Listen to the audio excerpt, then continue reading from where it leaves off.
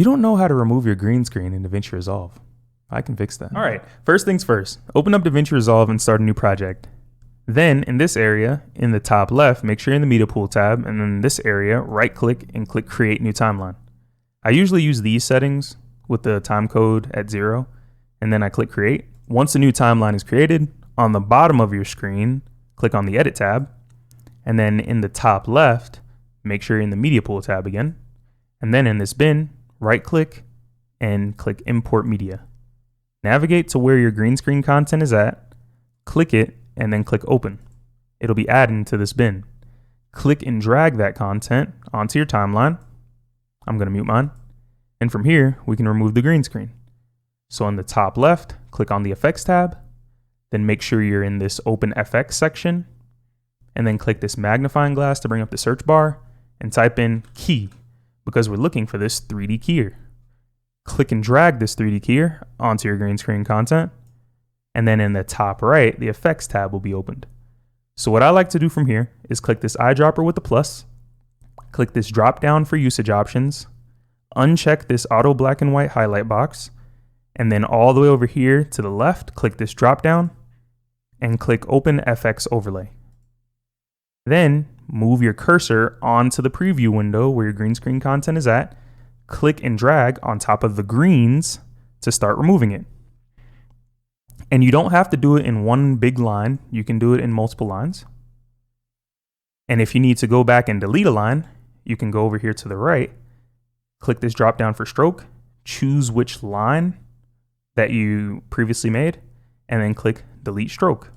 Or if you need to reset all these settings back so your green screen is untouched, just click reset.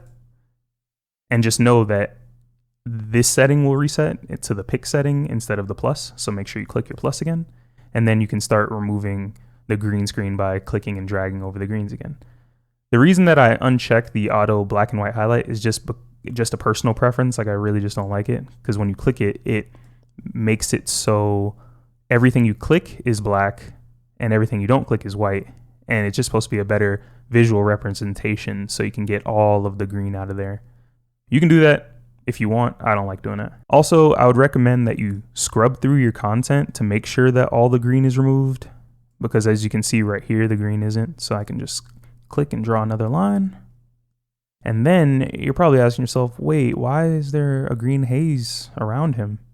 Well, to remove that, on the right side, see this despill? You want to click and drag this to the right until it's gone. So drag it all the way to the right. And then you want to scrub through your content again just to make sure that all the green is removed in all the areas you need it removed. And then you can start to add a background.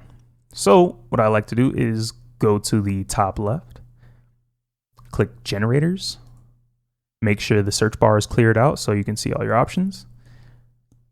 Drag my video content onto a different track. And then under that track, I can drag in whatever I want to put in the background on top of my, like where my green screen was. And as you can see, it's in the background. But now you're probably asking yourself, wait, I still see his room. Why is his room still there? Well, it's easy to remove. Just go to the left side. Oh, make sure you click on your green screen content. And then right here, you want to click this drop down and click crop. And then you can click and drag it out. And it's as easy as that. Comment what you'd like to see next. Subscribe for more, and I'll catch you in the next one.